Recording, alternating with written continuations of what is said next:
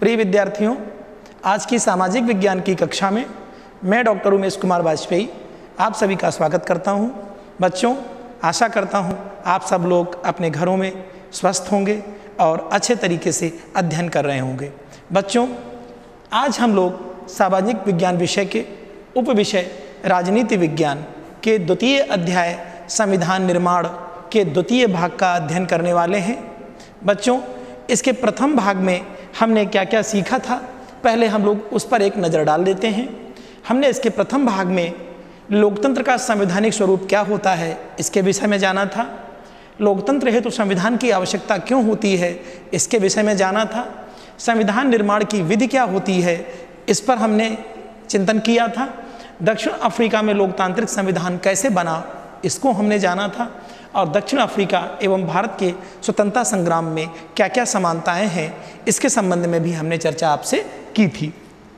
बच्चों, आज का जो हमारा शिक्षण है वो इन बिंदुओं पर केंद्रित होगा। इनको हम समझ लेते हैं। संविधान की आवश्यकता क्यों होती है, भारतीय संविधान का निर्माण कैसे हुआ और संविधान सभा क्या होती है, आज हमारा शिक्षण इसी पर आधारित होगा। तो आज के जो हमारे अध्ययन के उद्देश्य हैं उनको हम समझ लेते हैं। प्रत्येक कार्य का कोई उद्देश्य होता है, तो आज के शिक्षण का भी जो हमारा उद्देश्य है वह है हमें संविधान की आवश्यकता क्यों होती है, हम इसको समझ सकेंगे। भारतीय संविधान कैसे बना, हम इसको भी समझ सकेंगे। और संविधान सभा के महत्व एवं उसके कार्यों को हम समझेंगे। बच्चों, हमें संविधान की आवश्यकता क्यों होती है, सबसे पहला प्रश्न यही है। दुनिया के सभी देशों में विभिन्न प्रकार की शासन प्रणाली प्रचलित हैं, चाहे वहाँ लोकतांत्रिक प्रणाली हो या कोई अन्य प्रणाली हो। शासन चलाने के लिए और शांतिपूर्ण तरीके से जीवन यापन करने के लिए कुछ बुनियादी नियमों की, कानूनों की जरूरत होती है। मूलभूत जो नियम होते हैं उनकी आवश्यकता होती है, उन्हीं के आधार पर शासन चलता है। तो ये जो नियम होते हैं इनकी प्रतिपूर्ति जो होती है वो संविधान के द्वारा ही हो सकती है। अर्थात संविधान के बिना किसी भी देश का शासन चलाना अत्यंत कठिन कार्य है। आइए उदाहरण के लिए हम दक्षिण अफ्रीका के संविधान निर्माण की प्रक्रिया को ले लेते हैं। हम इस प्रक्रिया के माध्यम से आपको समझाने की कोशिश करेंगे कि संविधान निर्माण कैसे होता है और संविधान की आवश्यकता क्या होती है। इस नवीन लोकतंत्र में दक्षिण अफ्रीका का जो लोकतंत्र बना, उस नवीन लोकतंत्र में दमन करने वाले अंग्रेज लोग और दमन सहने वाले, जिन्हें ये अश्वेत कहते थे, वो दोनों एक साथ रहने के लिए तत्पर थे। जबकि हमारे देश में ऐसा नहीं हुआ। स्वतंत्रता प्राप्ति के बाद अंग्रेज हमें छोड़कर चले गए और हम अपने देश में रहने लगे। जबकि अफ्रीका में ऐसा नहीं हुआ। दक्षिण अफ्रीका में वो जो अंग्रेज थे उन्होंने भी कहा कि हम यहीं रहेंगे, और जो वहाँ पे शोषित थे, जिनका शोषण हुआ था, उन्होंने भी कहा कि हम यहीं रहेंगे। तो जब दो दुश्मनों को एक साथ रहना था, ऐसी स्थिति में उन दोनों पक्षों में न केवल अविश्वास था बल्कि भय की स्थिति भी थी कि पता नहीं हमारे साथ क्या हो। किस प्रकार का अविश्वास एवं भय था, हम लोग समझ लेते हैं कि बहुसंख्यक जो अश्वेत थे, अश्वेत मतलब जो गोरे नहीं थे, वो बहुसंख्यक थे, उनके मन में इस बात का भय था कि लोकतंत्र में बहुमत के शासन रूपी मौलिक सिद्धांत का अल्पीकरण न हो जाए। अर्थात बहुमत का जो शासन है, मौलिक सिद्धांत उसका जो होता है कि बहुमत का शासन, लोकतंत्र का मौलिक सिद्धांत है कि जो बहुमत में होगा वह शासन करेगा, और जो अल्पमत में होगा, अल्पसंख्यक में होगा, वह शासन नहीं करेगा। तो बहुमत में कौन थे? अश्वेत थे। तो उनको यह डर था कि कहीं ऐसा न हो कि हमारे इस सिद्धांत का अल्पीकरण हो जाए। और अल्पसंख्यक गोरों का, जिनकी संख्या कम थी, उनको इस बात का भय था कि हमारी संपत्ति न छीन ली जाए, हमारे विशेषाधिकारों का अंत न कर दिया जाए। इस तरीके के भय दोनों पक्षों में थे। लंबी बहस के बाद दोनों पक्ष निम्न बातों पर तैयार हुए, समझौता हुआ। कौन कौन सी बातें थीं? गोरे लोग बहुमत के शासन को स्वीकार करने के लिए तैयार हो गए, एक व्यक्ति और एक वोट के अधिकार को मानने के लिए तैयार हो गए। गरीब एवं मजदूर वर्ग के बुनियादी अधिकारों को भी उन्होंने स्वीकार कर लिया, पहले नहीं था। अश्वेत लोगों ने माना कि सभी फैसले सिर्फ बहुमत के आधार पर नहीं होंगे। मतलब ऐसा नहीं है कि जो बहुमत कहे वही सही है, अगर गलत बात बहुमत कह रहा है तो वो भी मानी नहीं जाएगी ना। तो जो हमारे अश्वेत थे उन लोगों ने इस बात को माना कि नहीं, सभी फैसले बहुमत के आधार पर नहीं होंगे। अगर कोई गलत फैसला है तो उसमें ऐसा नहीं होगा कि गोरों के साथ अत्याचार हो। बहुमत के द्वारा ये लोग गोरों की संपत्ति पर भी कब्जा नहीं करेंगे, ऐसा अश्वेतों ने माना। यह समझौता मानना और लागू करना अत्यंत कठिन कार्य था। क्यों कठिन था? क्योंकि एक दूसरे पर भरोसा कैसे करते तथा इस बात का क्या भरोसा था कि भविष्य में इस समझौते को दोनों पक्ष तोड़ेंगे नहीं। आज आपसे हम कोई समझौता कर लें और कल अपनी बात से पीछे हट जाएं तो इसे कैसे मानेंगे। तो उसका एक रास्ता निकाला गया कि क्यों न जो है सभी शर्तों को हम लोग लिखित पढ़त रूप में लिपिबद्ध कर लें। बच्चों, वही हुआ। और अगर कोई चीज़ लिपिबद्ध हो जाएगी तो भविष्य में दोनों पक्ष उसको मानने के लिए बाध्यकारी होगा और वो बाध्य होंगे। संविधान में निहित आवश्यक शर्तें, कौन कौन सी संविधान में शर्तें जोड़ी गई दक्षिण अफ्रीका के, उनको देख लेते हैं। भविष्य में होने वाले चुनाव हेतु दिशा निर्देश उसमें अंकित किए गए कि भविष्य में जो चुनाव होंगे वो कैसे होंगे। सरकार द्वारा किए जाने वाले कार्यों के विषय में कि कौन कौन से अमुक कार्य सरकार करेगी और कौन कौन से सरकार कार्य नहीं करेगी। नागरिकों हेतु कर्तव्य एवं अधिकारों की रूपरेखा। बच्चों, हम भारत के नागरिक हैं। हमारे भारतीय संविधान में नागरिकों के लिए विभिन्न प्रकार के कर्तव्य और अधिकार दोनों दिए गए हैं। हमारे लिए कुछ दायित्व हैं देश के लिए जो हमें करने होंगे, तो इसका भी वर्णन दक्षिण अफ्रीका के संविधान में किया गया। समय और परिस्थिति के अनुसार संविधान में संशोधन किए जा सकने हेतु प्रावधान किए गए कि जैसे आप समझिए संशोधन क्यों आवश्यकता होती है। आज आपने अपने लिए कोई शर्ट सिलवा ली, आज आप जो है 15 साल के हैं, तो क्या जब 20 साल के हो जाएंगे तब भी आप उस शर्ट को पहन सकते हैं? नहीं पहन सकते। या तो आप बहुत तगड़े और लंबे मोटे हो जाएंगे या आप कमज़ोर हो जाएंगे, लेकिन दोनों ही परिस्थितियों में आपके वो शर्ट फिट नहीं बैठेगी। तो इसलिए आवश्यकता है कि समय के आधार पर, समय के अनुसार स्थितियों में परिवर्तन होता है, तो जो हमारा लिखा हुआ संविधान है उसमें भी परिवर्तन हम कर सकें। जनता के अधिकारों की रक्षा हेतु न्यायिक व्यवस्था का भी प्रावधान किया गया कि जनता अगर सताई जाएगी तो न्याय पाने के लिए कहाँ जाएगी। अब बच्चों, इससे संबंधित हम आपसे एक प्रश्न अपना ले लेते हैं, गतिविधि है हमारी आपसे। आप बताइएगा कि दक्षिण अफ्रीका के संविधान निर्माण में इनमें से कौन सा टकराव सबसे महत्वपूर्ण था। देखिए, दक्षिण अफ्रीका एवं पड़ोसी देशों का, स्त्रियों एवं पुरुषों के मध्य, अल्पसंख्यक गोरों एवं बहुसंख्यक अश्वेतों के मध्य। हाँ, हमें मालूम है कि आप यही उत्तर देंगे कि 3 नंबर अल्पसंख्यक गोरों और बहुसंख्यक अश्वेतों के मध्य जो है मुख्य टकराव था। बच्चों, संविधान के विषय में कुछ विशेष बातें हैं, उन पर चर्चा हम लोग कर लेते हैं। संविधान देश का ऐसा सर्वोच्च कानून होता है जिसके द्वारा नागरिकों एवं सरकारों के मध्य संबंध निर्धारित होते हैं। अर्थात जो संविधान है वो एक लिखित पढ़त रूप में लिपिबद्ध किया हुआ एक ऐसा दस्तावेज होता है कि जिसमें लिखी हुई शर्तें, नियम, कानून वो नागरिकों के लिए और सरकार के लिए, दोनों के लिए बाध्यकारी होते हैं। बिना उसके दिशा निर्देश के हम कुछ नहीं कर सकते। संविधान के द्वारा देश के लोगों के मध्य आपसी भाईचारा कायम होता है। सरकार गठन किस प्रकार होगा इसकी रूपरेखा संविधान में निहित होती है और संविधान ही इसको तय करता है कि सरकार का गठन किस प्रकार से होगा।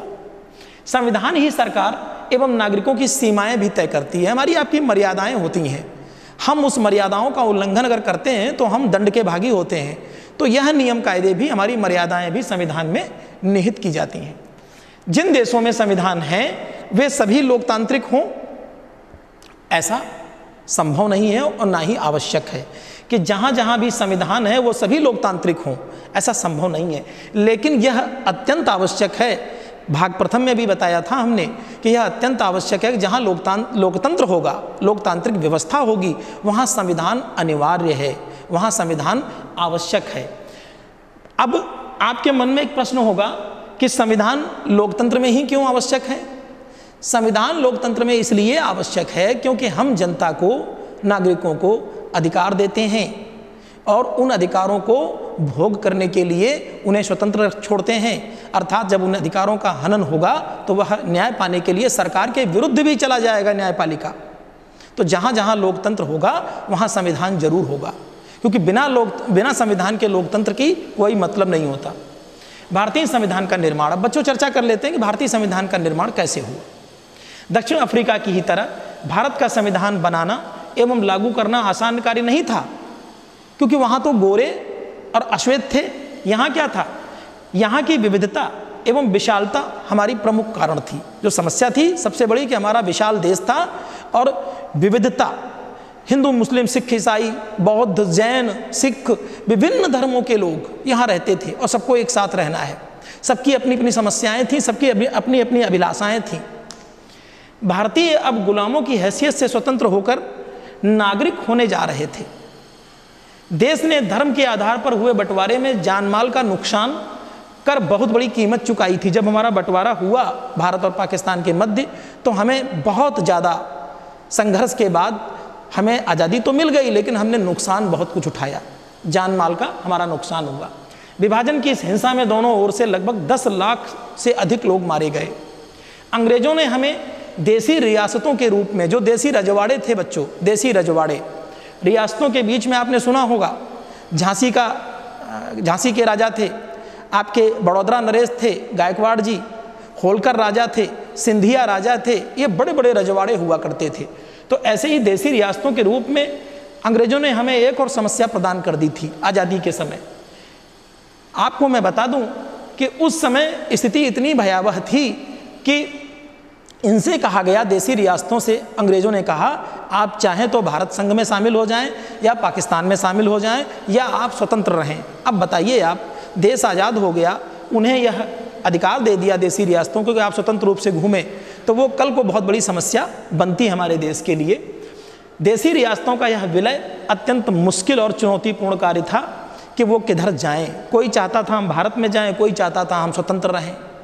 तो ऐसी स्थिति में यह एक चित्र आपके समक्ष है। यह है हमारे देश के वो व्यक्ति जिन्होंने इस समस्या से हमें निदान दिलाया, सरदार वल्लभ भाई पटेल जी। सरदार वल्लभ भाई पटेल जी भारत के प्रथम उप प्रधानमंत्री थे। सरदार वल्लभ भाई झावर भाई पटेल इनका पूरा नाम है। इनके कुशल व्यक्तित्व के कारण रियासतों का भारतीय संघ में विलय संभव हुआ। जब संविधान बनाया जा रहा था, उस समय संविधान निर्माताओं को देश के वर्तमान एवं भविष्य दोनों की चिंता थी। बच्चों, हमारे अगर सरदार वल्लभ भाई पटेल न होते तो जूनागढ़, हैदराबाद और कश्मीर जैसी रियासत का भारत में विलय न हो पाता। बच्चों, संविधान निर्माण का मार्ग, क्या रास्ता चुना गया, उसे देख लेते हैं। भारतीय संविधान निर्माण हेतु लोकतंत्र जैसे अधिकांश मौलिक बातों पर आज़ादी की लड़ाई के दौरान ही आम सहमति बन चुकी थी। हाँ, अभी हम आपको बताते हैं, हमारा स्वतंत्रता आंदोलन सिर्फ अंग्रेजों के विरुद्ध संघर्ष तक सीमित नहीं था, बल्कि भारतीयों की चेतना को पुनः जागृत करना एवं राजनीतिक स्वरूप को बदलना भी हमारा उद्देश्य था। कुछ आपसी मतभेद ऐसे थे जो आज तक अनसुलझे हैं, जो नहीं सुलझ पाए, लेकिन बुनियादी विचारों पर आम राय बन चुकी थी। हमारे आज भी आपसी मतभेद हैं, धर्म को लेकर, जाति को लेकर, समाज को लेकर, उन्हें हम अभी तक निपटा नहीं पाए हैं, लेकिन आम सहमत उस समय संविधान को लेकर बन चुकी थी। 1928 ईस्वी का मोतीलाल नेहरू एवं उनके अन्य 8 साथियों द्वारा बनाया गया भारत का संविधान 1928 में मोतीलाल जी ने इसको बनाया था। एवं 1931 ईस्वी में भारतीय राष्ट्रीय कांग्रेस के जो कराची अधिवेशन हुआ था, आज वो पाकिस्तान में है कराची, वहाँ अधिवेशन हुआ था। उसमें भावी संविधान की रूपरेखा संबंधी प्रस्ताव संविधान निर्माण हेतु मील का पत्थर साबित हुआ। कौन? 2 बातें, 1928 का जो भारतीय संविधान बनाया था मोतीलाल जी की कमेटी ने, और दूसरा कराची अधिवेशन में जो भावी संविधान की रूपरेखा बनाई गई। ये 2 मील के पत्थर साबित हुए, किसमें? संविधान निर्माण के समय। इन दोनों दस्तावेजों में भावी संविधान में सार्वभौम वयस्क मताधिकार, स्वतंत्रता एवं समानता का अधिकार, अल्पसंख्यकों के अधिकार संबंधी मूलभूत विचारों पर आम सहमति बन चुकी थी। इन बातों पर सार्वभौमिक वयस्क मताधिकार, स्वतंत्रता, समानता और अल्पसंख्यकों के अधिकार, इन पर आम सहमति बन चुकी थी आज़ादी के पहले ही। औपनिवेशिक शासन की राजनीतिक व्यवस्थाओं से भी हमें अनुभव प्राप्त हुआ। औपनिवेशिक के बारे में हमने कई बार आपसे चर्चा की है कि उपनिवेश, अंग्रेजों ने जो हमें उपनिवेश बना रखा था, तो उस समय गुलामी के शासन के दौरान हमने बहुत सी चीज़ें अनुभव के आधार पर भी सीख ली थी कि कैसे शासन चलाया जाता है, कैसे संविधान बनेगा हमारा, तो क्या क्या हम करेंगे। 1937 के प्रादेशिक असेंबलियों के चुनावों में बनी सरकारों में 1937 में जो प्रदेश की असेंबली बनी थी, चुनाव हुए थे उसमें भी हमारे जो भारतीय राजनेता थे शामिल हुए थे, तो उससे भी उनको अनुभव मिला था कि शासन कैसे करते हैं और क्या अच्छा होगा हमारे देश के लिए।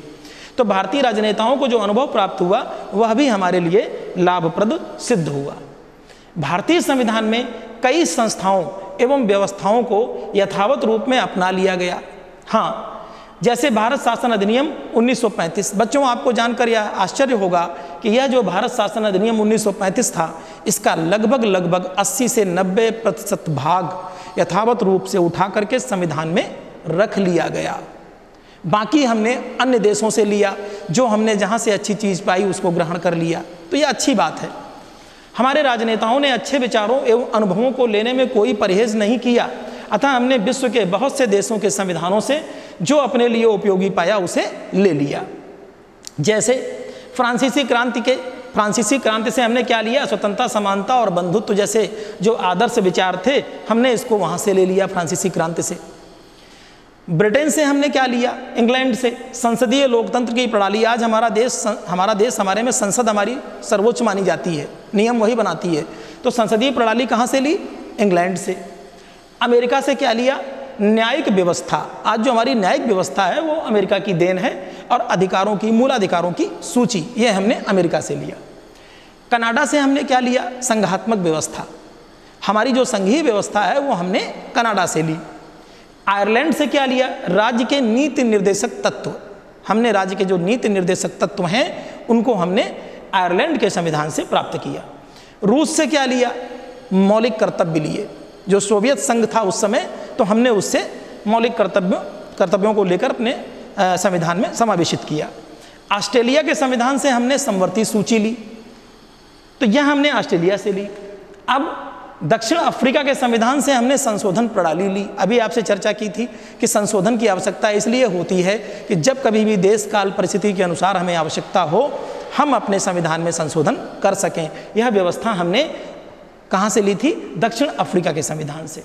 जर्मनी के जो वाइमर संविधान था उससे हमने आपातकालीन शक्तियाँ ली। यह राष्ट्रपति को प्राप्त होती हैं कि आपातकाल में अगर कोई समस्या हो तो राष्ट्रपति अपने इन अधिकारों का प्रयोग कर सकते हैं। संविधान सभा। अब हम चर्चा करते हैं संविधान सभा क्या थी, जिसने बनाया संविधान को। देश के संविधान को निर्मित करने हेतु बनाई गई कुछ व्यक्तियों की सभा संविधान सभा कहलाई। संविधान सभा की प्रथम बैठक 9 दिसंबर 1946 को आयोजित की गई, और इसकी अध्यक्षता करने के लिए तात्कालिक उसी समय अस्थायी रूप से सच्चिदानंद सिन्हा जी को इसका अध्यक्ष नियुक्त किया गया। इसकी द्वितीय बैठक 11 दिसंबर 1946 को हुई, और उस समय इसके पूर्णकालिक अध्यक्ष, जो भारत के बाद में प्रथम राष्ट्रपति भी बने, डॉक्टर राजेंद्र प्रसाद जी, उनको इसका पूर्णकालिक अध्यक्ष नियुक्त किया गया। 15 अगस्त 1947 को देश के विभाजन के बाद संविधान सभा भी विभाजित हो गई, 2 भागों में विभाजित हो गई। भारतीय संविधान लिखने वाली सभा में सदस्य संख्या जो 389 थी, वह जो है घट करके 299 रह गई। इस सभा ने 2 वर्ष 11 माह 18 दिन में 26 नवंबर 1949 को संविधान निर्माण का कार्य पूरा कर लिया, परंतु संविधान को 26 जनवरी 1950 को लागू किया गया। अब देखिए, बन गया था 26 नवंबर 1949 को, लेकिन लागू कब किया? 26 जनवरी 1950। क्यों?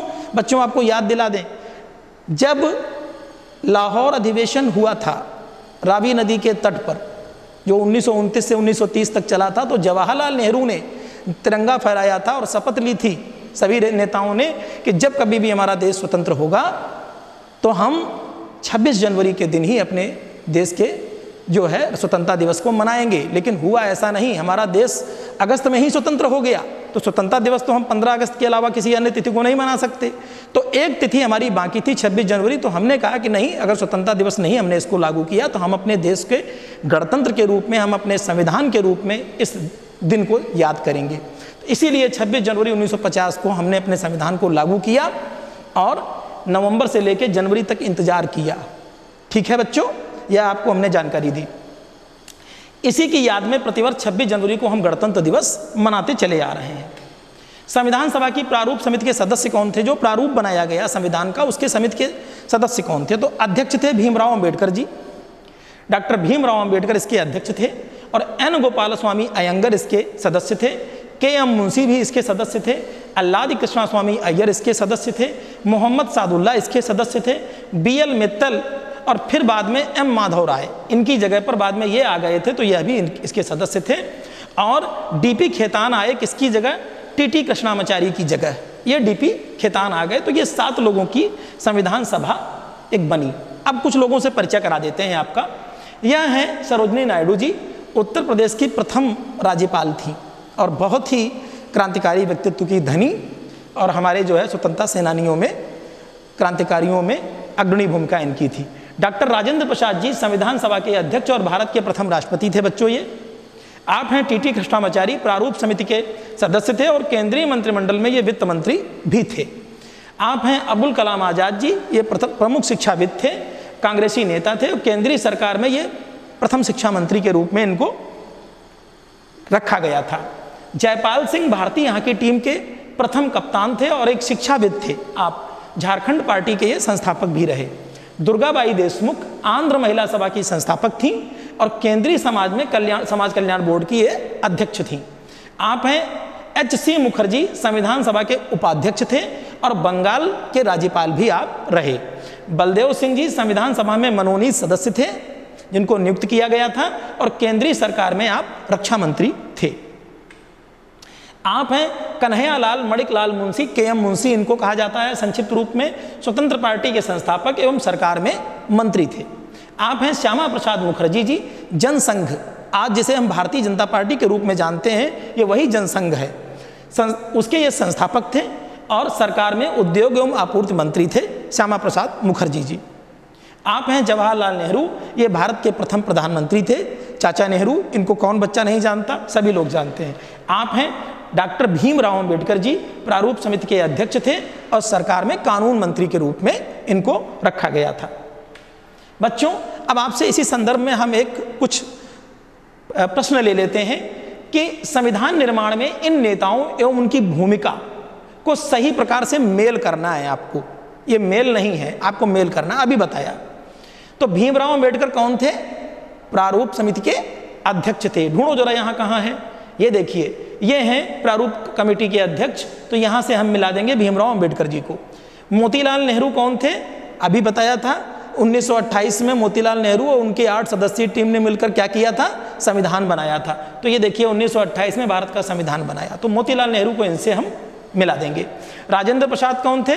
संविधान सभा के पूर्णकालिक अध्यक्ष थे, अभी आपको बताया। तो राजेंद्र प्रसाद जी को संविधान सभा के अध्यक्ष के रूप में इससे मैच कर देंगे यहाँ से। सरोजनी नायडू कौन थी? संविधान सभा के सदस्य के रूप में इनको हम इनसे मिला देंगे। आज हमने क्या सीखा बच्चों? आज के इस अध्याय में हमने जो है जो सीखा उस पर एक हम दृष्टि डाल लेते हैं। पहला, संविधान की आवश्यकता क्यों होती है, इसको हमने समझा। आपसे मैंने बताया कि संविधान की आवश्यकता क्यों होती है। बच्चों, जब तक कोई कानून, कोई नियम संविधान के रूप में, दस्तावेज के रूप में लिखित नहीं होगा, तब तक हम क्या होगा? हम सरकार और नागरिक दोनों आपस में झगड़ते रहेंगे और नियम कायदों पर नहीं चलेंगे। अर्थात सरकार नागरिकों के ऊपर शोषण अत्याचार करेगी और नागरिक अपनी मनमानी करेंगे। इसलिए यह आवश्यक है कि सरकार चलाने के लिए विधा कैसी भी हो, चाहे लोकतंत्र हो या तानाशाही चल रही हो या कुछ भी हो, लेकिन कोई ना कोई कानून और नियम, दस्तावेज अवश्य रखना पड़ेगा।